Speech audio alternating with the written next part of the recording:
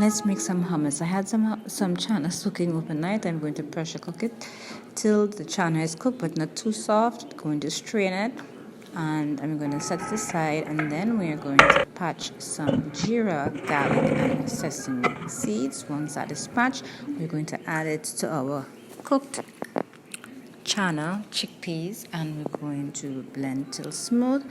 I then added some of my homemade chili infused oil. Chili infused oil, coconut oil, is really expensive now, so I am going to use that oil, and I'm going to use some of the chili from in that oil.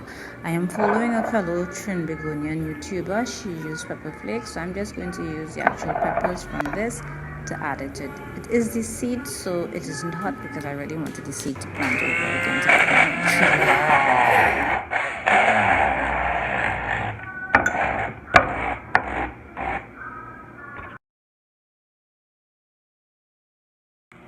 Alright, I'm all done. It's really smooth and nice. Let me show you.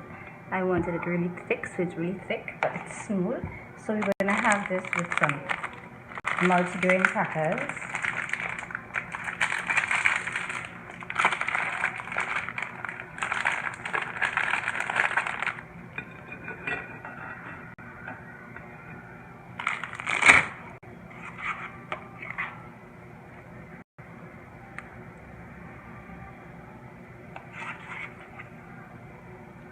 In her recipe, she used pepper flakes. I had made my coconut infused chili oil, so I used those pepper plus the oil.